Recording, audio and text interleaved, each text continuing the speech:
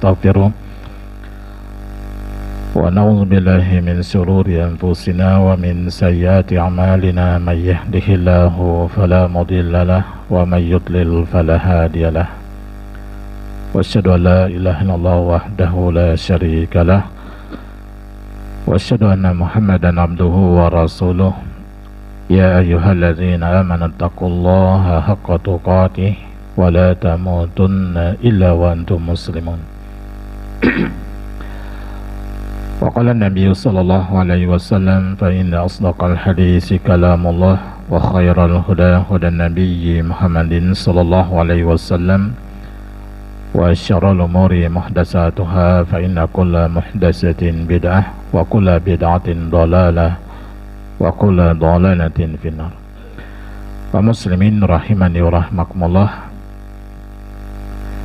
kembali kita melanjutkan mengambil beberapa faidah dari hadis yang kita sampaikan pada pertemuan sebelumnya.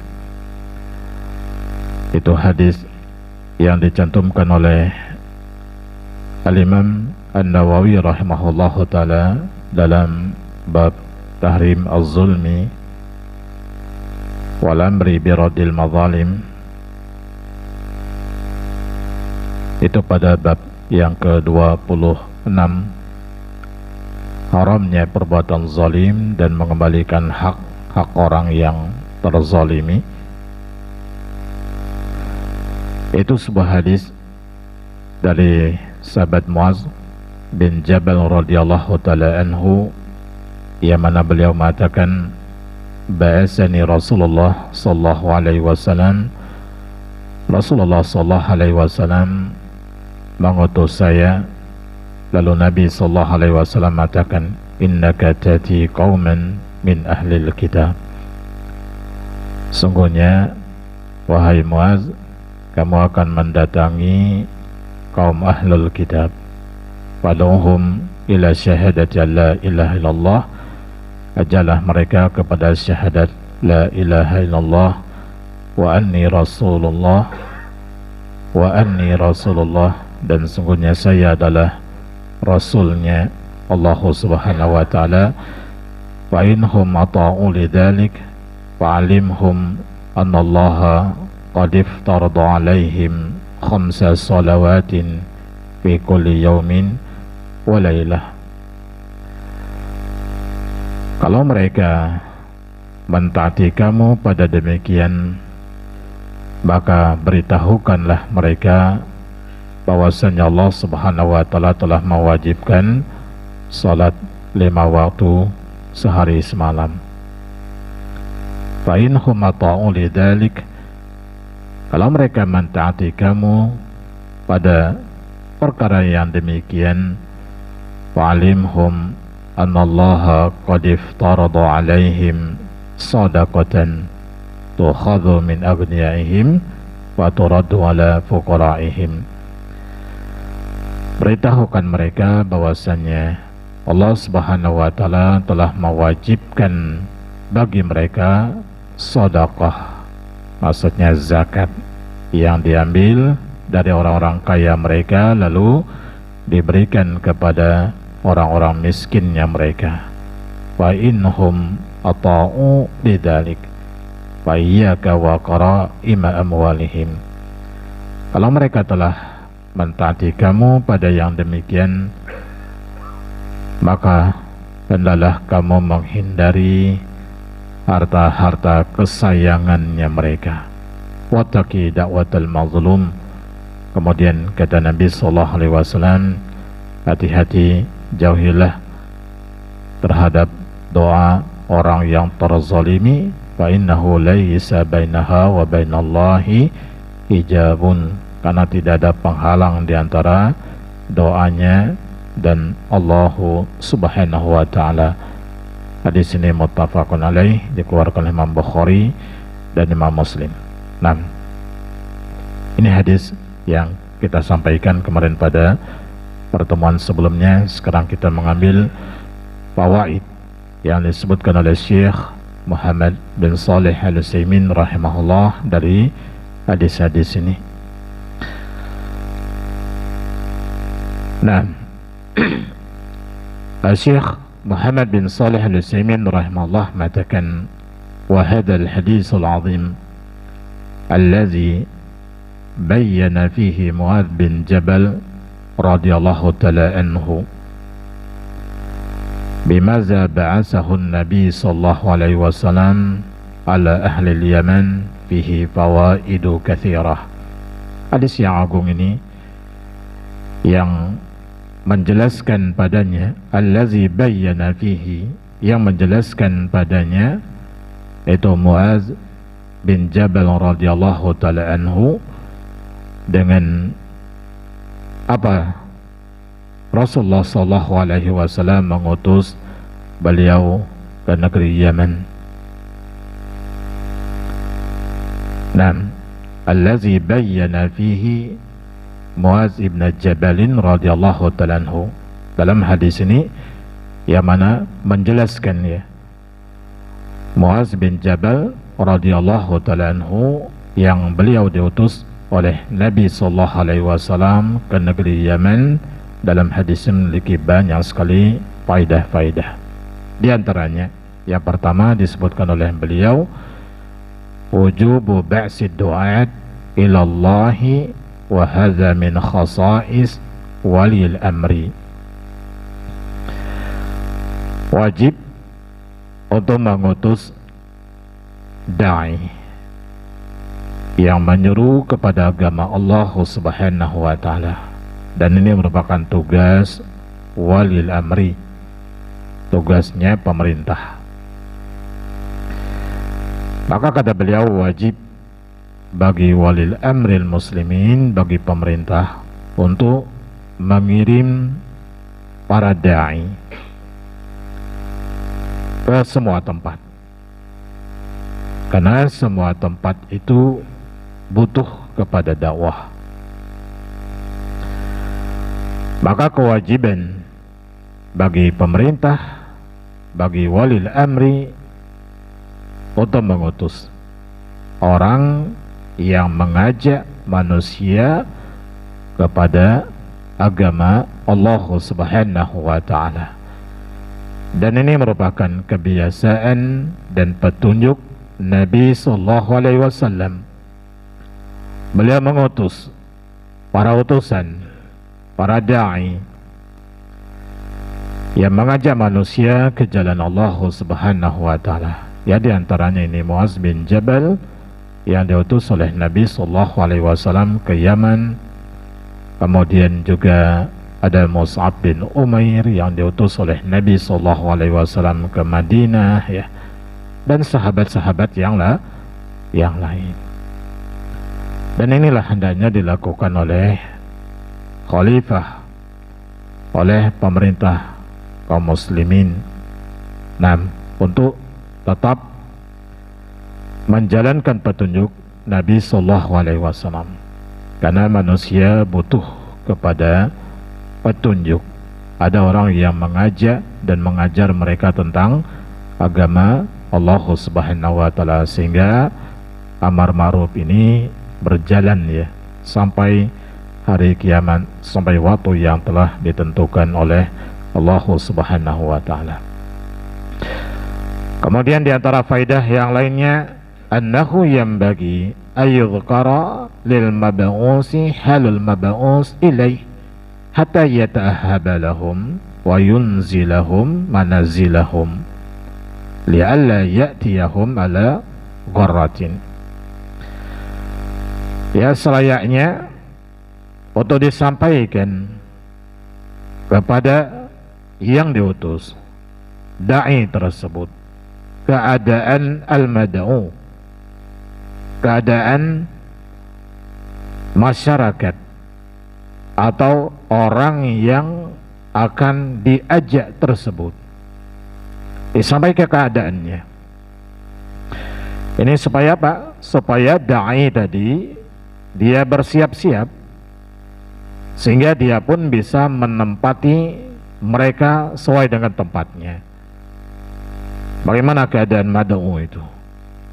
Makanya Nabi sallallahu alaihi wasallam menyampaikan kepada Muadz, bahwasanya kamu akan mendatangi ahlul kitab, sehingga nanti dia pun punya persiapan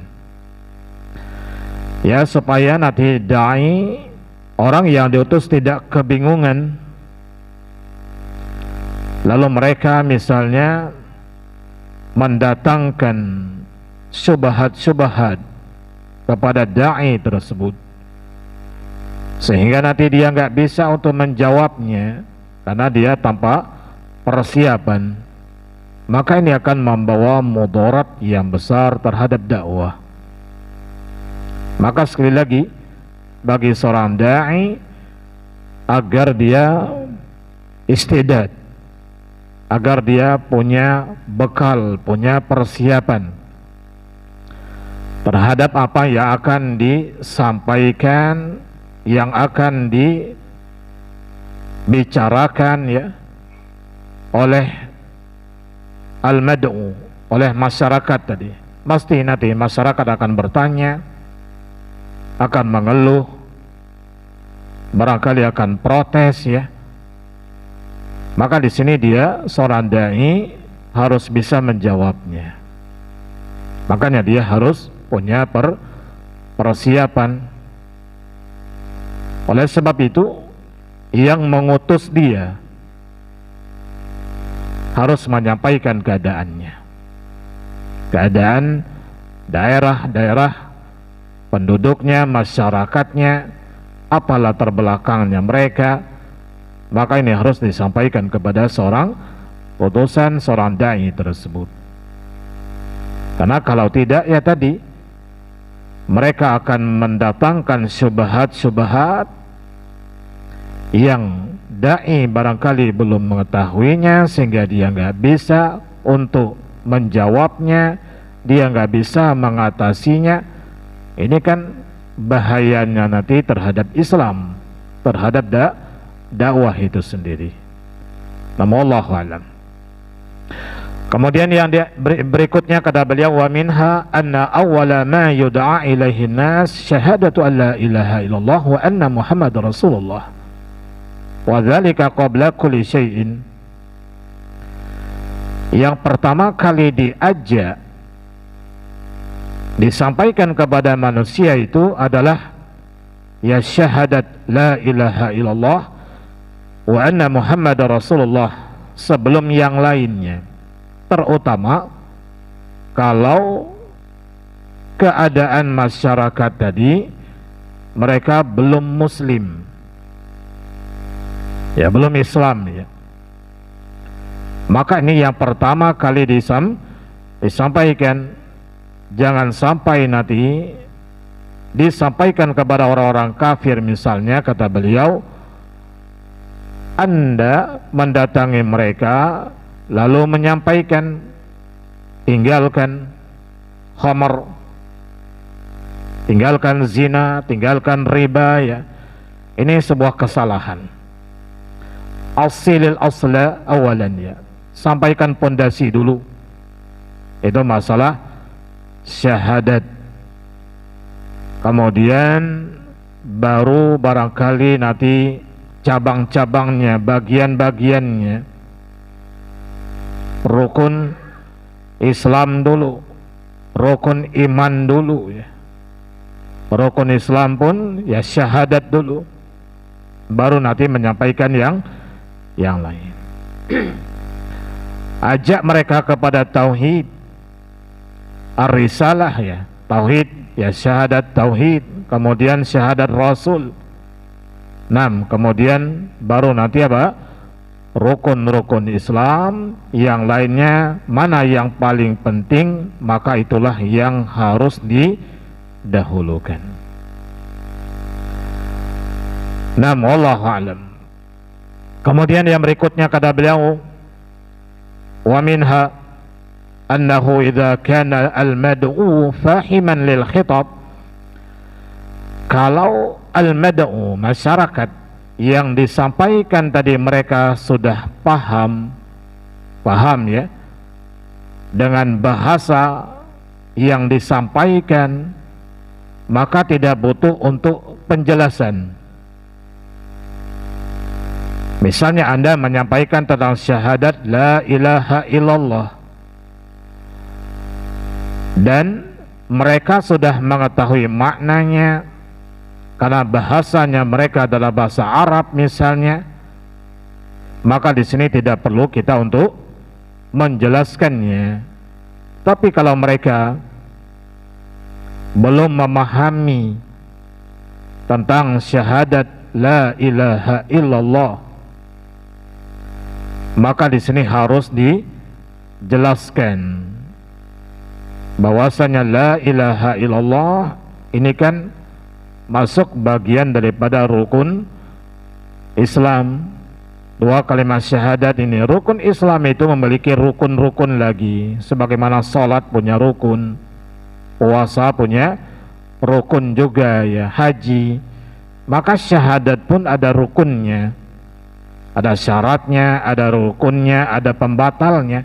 Maka ini perlu disampaikan. Apalagi ya di masyarakat kita ya, yang kita ya rata-rata tidak memahami bahasa Arab. Makanya sebuah kekeliruan ya. Ada sebahagian di daerah kita beberapa tahun yang lalu ya, saya mendengar ada sebuah daerah, sebuah desa ya, yang khutbahnya itu harus bahasa Arab, khutbah Jumatnya. Masih ada Pak? Masih ada. Nah, ya kalau khutbahnya pakai bahasa Arab, tidak ada sama sekali terjemahannya ke dalam bahasa Indonesia, apakah kampung tersebut masyarakatnya paham bahasa Arab? Dikhawatirkan khotibnya juga nggak ngerti, khotibnya juga tidak ngerti apa yang disampaikan dia hanya membaca saja gitu. Ya ini apa faedahnya gitu? Padahal khutbah itu kan nasihat. Nah, ini sebuah kekeliruan ya. Kecuali kalau memang mereka sudah paham. Ya kalau sudah paham ya tidak perlu. Nah, untuk disampaikan sebagaimana dalam hadis ini, Nabi SAW ya tidak menyampaikan kepada Muaz agar menjelaskannya. Ya barangkali mereka sudah paham bahasa Arab itu. Wallahu ta'ala alam. Kemudian berikutnya juga kata beliau faedah yang kelima ya, anna Muhammadan Rasulullah. Begitu juga syahadat risalahnya Muhammad Rasulullah. Maka di sini tidak cukup seseorang mengucapkan dengan lisannya atau dia mendengar dengan telinganya tanpa dia harus memahami dengan hatinya. Maka seorang dai menjelaskan tentang makna Muhammad Rasulullah, siapa beliau sallallahu alaihi wasallam. Ya kemudian untuk apa beliau, ini dari sisi nasab ya disampaikan.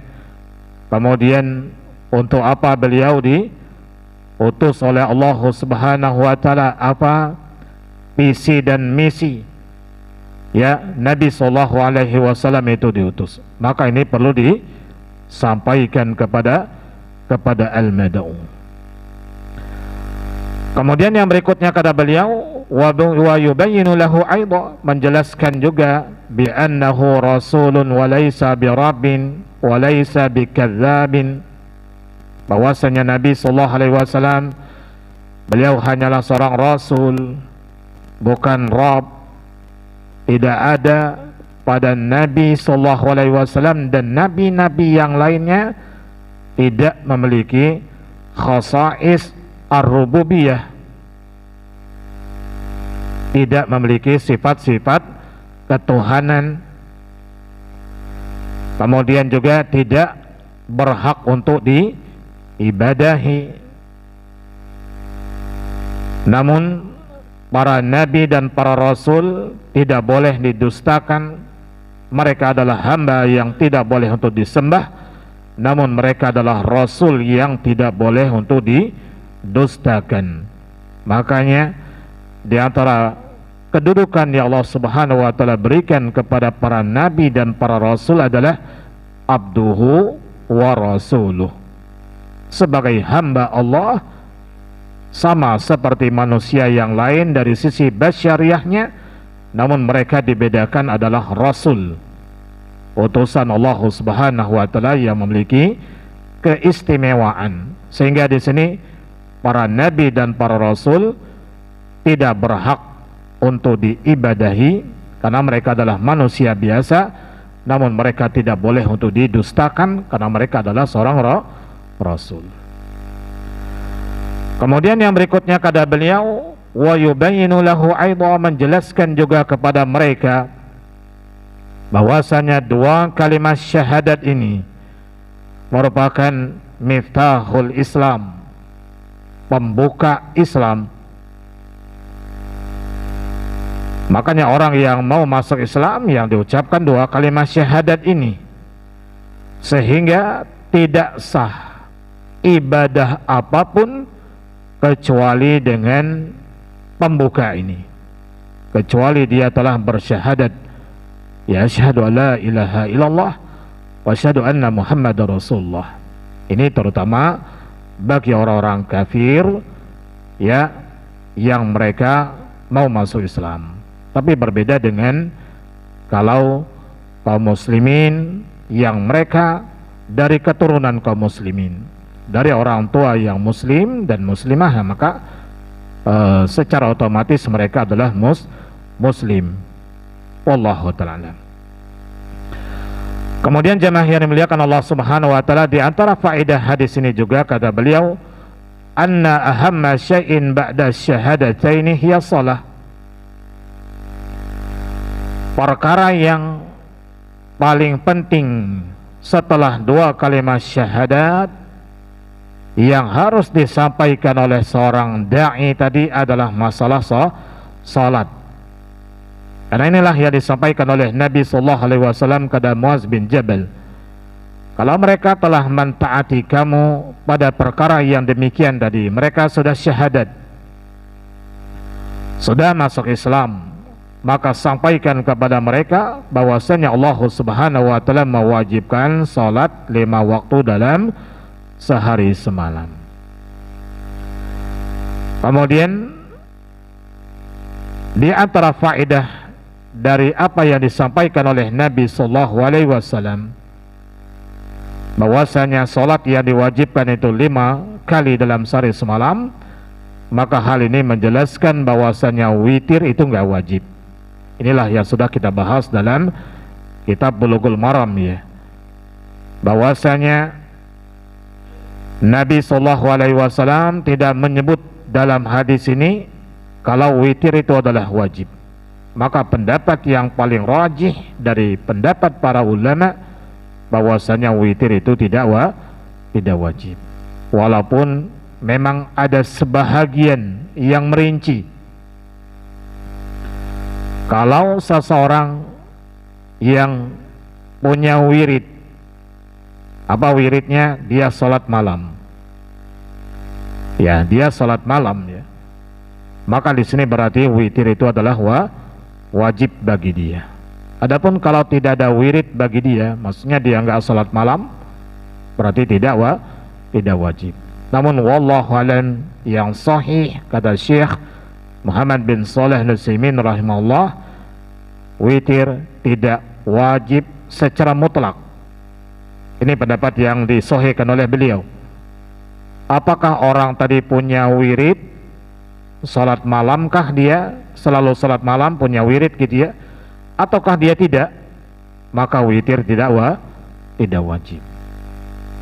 Nah, berarti seandainya dia hanya salat tahajud saja tidak ditutup dengan witir, berdosakah dia?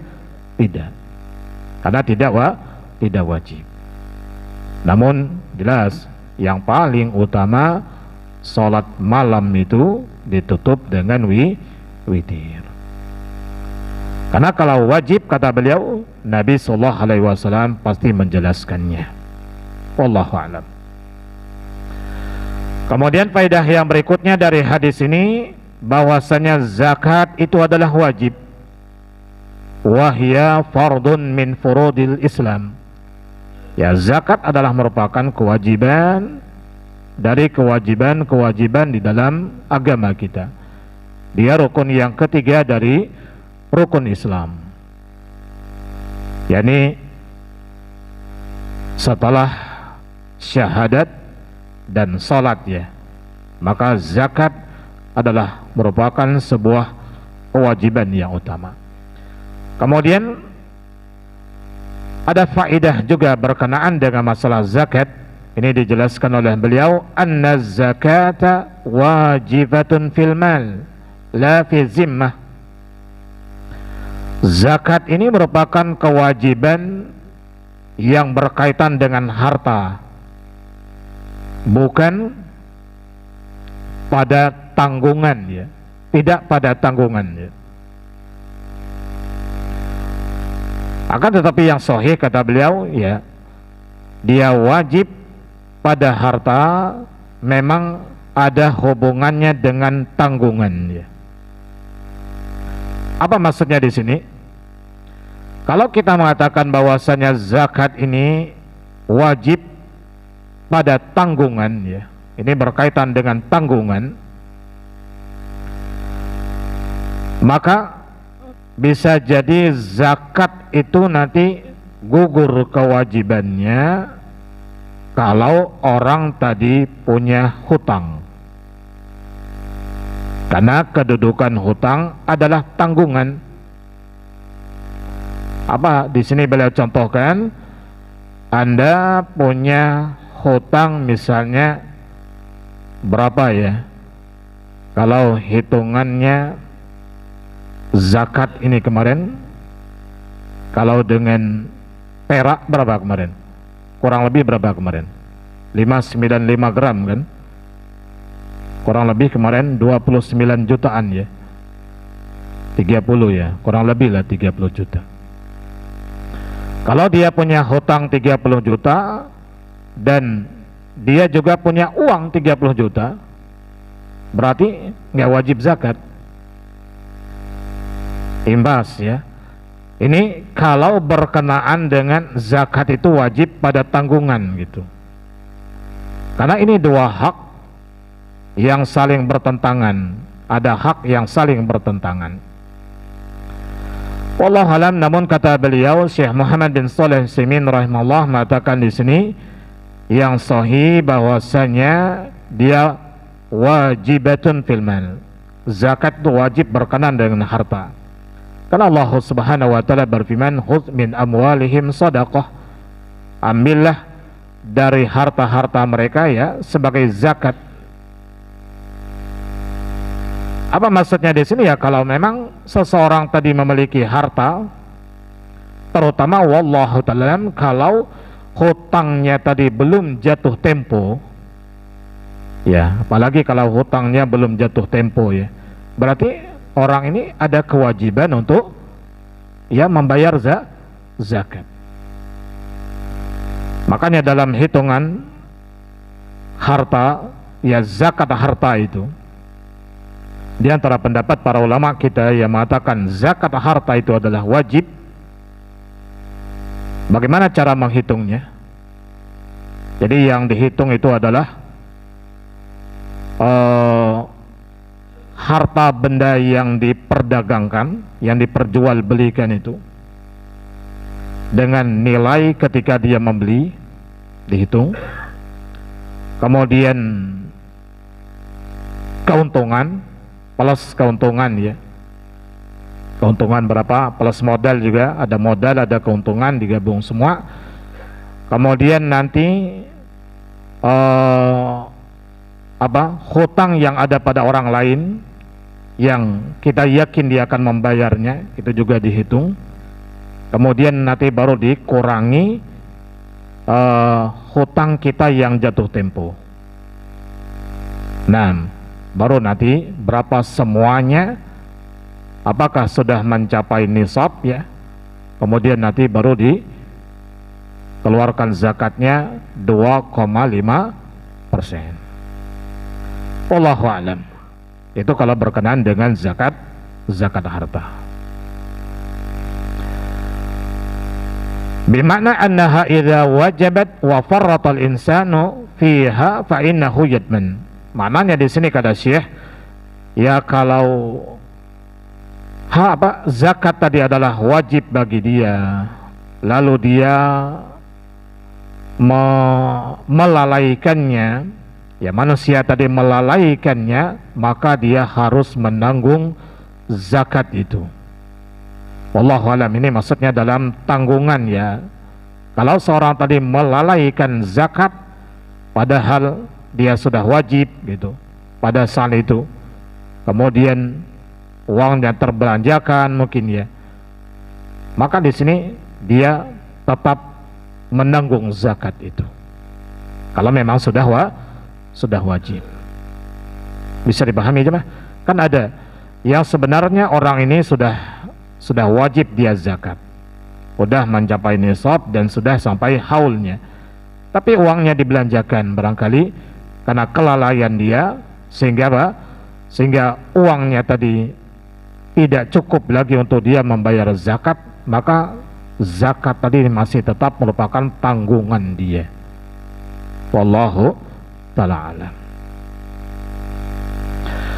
Kemudian di antara faidah juga dari hadis ini bahwasanya zakat tidak wajib bagi orang-orang fakir, namun dia adalah wajib bagi orang-orang kaya. Nah, siapa orang kaya? Kemarin pernah kita sampaikan.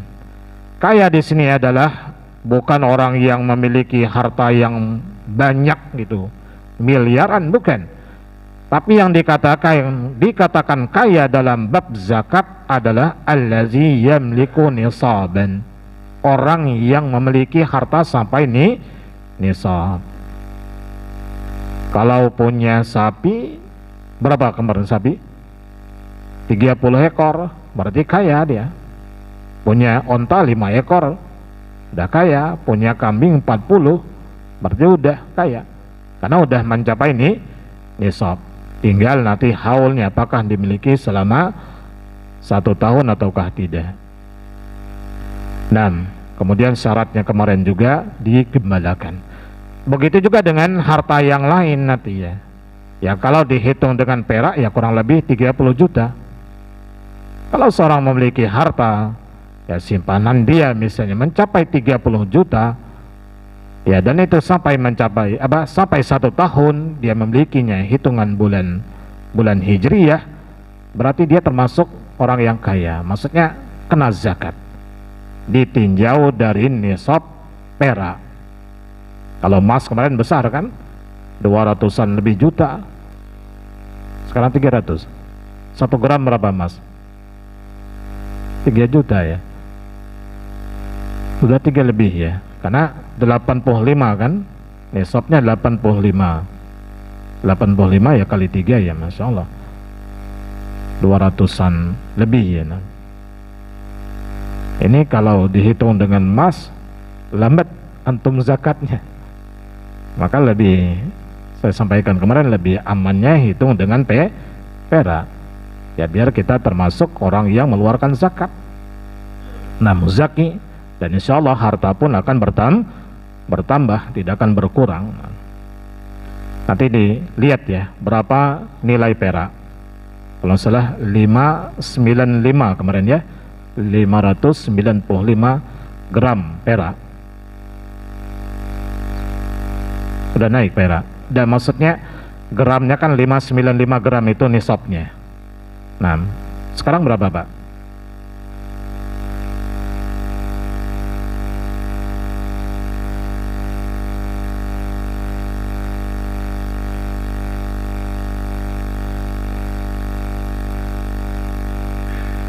Rp63.000 kali 595,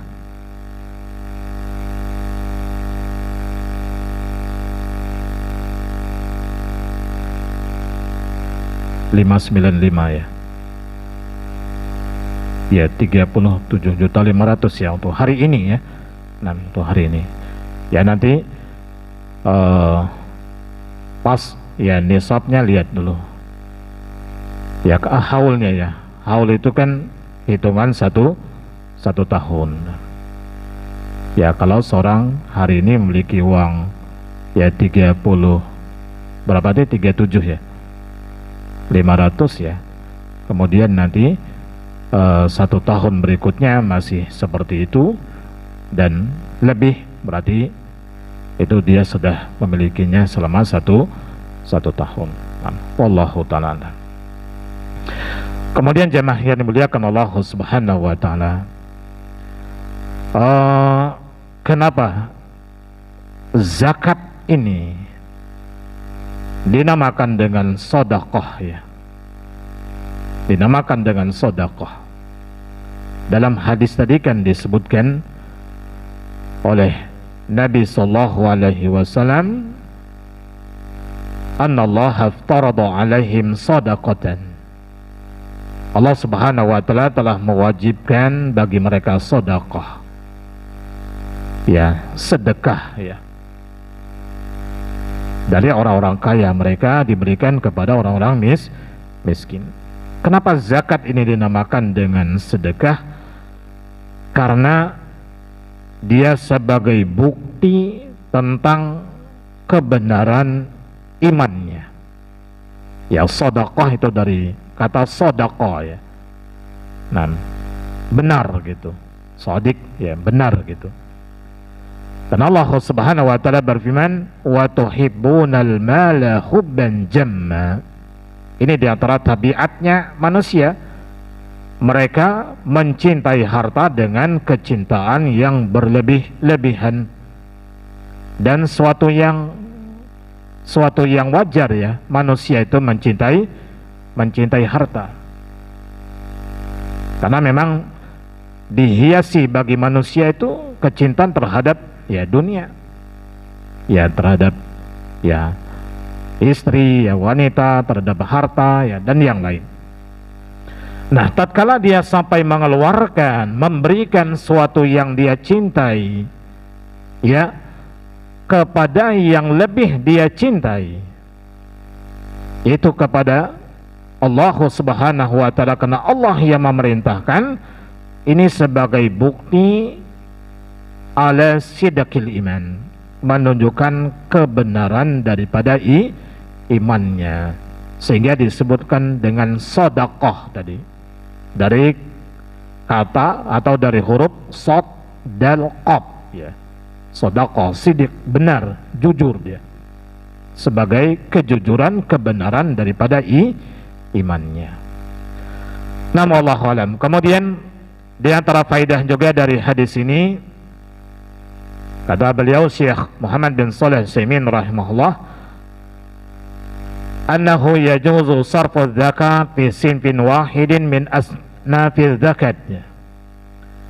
Boleh menyalurkan zakat itu hanya pada satu golongan saja dari 8 golongan tersebut. Maka ini hukumnya boleh. 8 golongan itu adalah fuqara, kemudian masakin, orang fakir, miskin, amil pengelola zakat ya, mu'alaf, kemudian hamba sahaya, kemudian orang yang berhutang, orang yang fisabilillah ya, orang yang berjihad di jalan Allah, ibnu sabil ya, orang yang kehabisan bekal dalam perjalanan ya. 6. Ini 8 asnaf. Siapa fuqara? Orang-orang fakir. Mana yang lebih lebih rendah kondisi ekonominya? Fakir ya. Nah, fakir ini adalah orang yang tidak memiliki mata pencaharian, kemudian juga tidak memiliki ada orang yang menanggung dia. Ini fakir. Atau ada juga penjelasannya, dia memiliki sebenarnya mata pencaharian, tapi pendapatan dia jauh dari kebutuhannya dia, dan tidak ada orang yang mencukupinya. Contoh, kebutuhan dia misalnya 1 bulan 2 juta, ini satu orang ya, dia dapatnya hanya 700, ya, jauh dari bawah setengahnya. Ini namanya fakir. Dia berhak untuk mendapatkan bantuan dari zakat sebanyak 1.300.000 per bulan. Per bulan. Nah, kalau hitungan per tahun nanti ya kalikan aja 12 bulan. Sebenarnya dia berhak mendapatkan itu. Ini fakir. Nah, adapun miskin ya lewat setengah. Kebutuhan dia 2 juta misalnya dalam 1 bulan, dia hanya dapat berapa? 1.500.000 gitu, masih kurang 500. Ini miskin.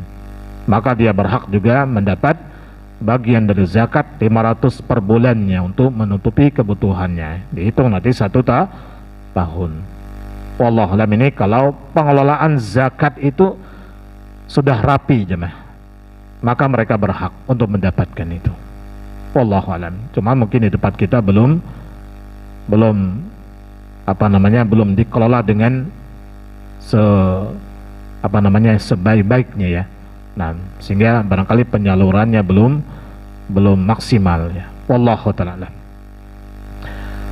Kemudian diambil faedah juga dari hadis ini bahwasanya, atau saya tambahkan tadi ya, bahwa boleh zakat ini dikeluarkan kepada salah satu asnaf saja.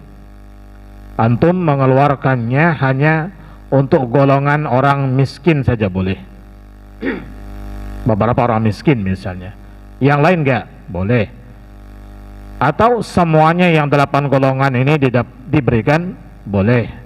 Atau satu saja dari bagian-bagian mereka juga boleh. Orang miskin cuma satu aja boleh. Nah, ini kan banyak sebenarnya fuqara atau miskin-miskin ya. Ini di antara orang miskin ini satu saja yang untuk memberikan, ya, maka itu pun boleh. Sudah lepas kewajibannya kita. Nah, wallahu alam. Adapun kalau dia ingin pemerataan, tidak masalah. Tidak masalah. Kalau semuanya mau dibagi gitu, tidak masalah. Tapi itu kan hartanya antum, ya terserah antum. Ya, terserah antum. Cuma wallahu alam, kalau barangkali kita tinggal di sebuah daerah yang di situ memang banyak orang miskinnya, untuk yang lebih aman dan yang lebih afdol barangkali di sini pemerataan, karena bisa jadi akan timbul gejolak sosial juga. Yang ini dikasih, yang lain tidak, yang lainnya memberontak mungkin nanti. Dan wallahu alam. Tapi kalau dari sisi apakah lepas kewajiban kita, lepas. Kalau bila kita telah memberikan hanya satu saja tadi. Kemudian yang faedah yang berikutnya, ya zakat ini diberikan ya, dikeluarkan di negerinya, ai fi baladil mal, di tempat harta tersebut, di mana harta itu keberadaannya. Disitulah selayaknya harta tadi ditunaikan zakatnya, di daerah di mana harta itu tadi berada, kepada orang-orang miskin yang ada di sekitar itu. Namun wallahu a'lam. Kemudian faedah yang berikutnya dari hadis ini sesuai dengan bab yang kita bahas, dalil tentang diharamkannya kezaliman. Nah, maka di sini nggak boleh bagi pemungut zakat untuk mengambil apa? Yang paling bagusnya. Kalau kambing yang paling bagusnya diambilnya, kecuali oleh pemilik harta tadi mengizinkannya. Makanya Nabi SAW memperingatkan dalam hadis ini kepada Muaz, iyyaka wa qara'im amwalihim, ya hati-hati dari harta-harta yang paling mereka sayang. Jadi ini yang tersampaikan kemarin ya, harusnya dua arah ya. Yang pemungut harta mengambil yang pertengahan, ya, kemudian yang punya harta pun ya memberikan yang terbaik.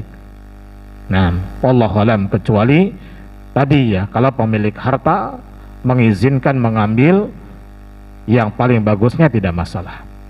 Kemudian faedah yang berikutnya di sini bahwasanya doa orang yang terzalimi itu adalah mustajab.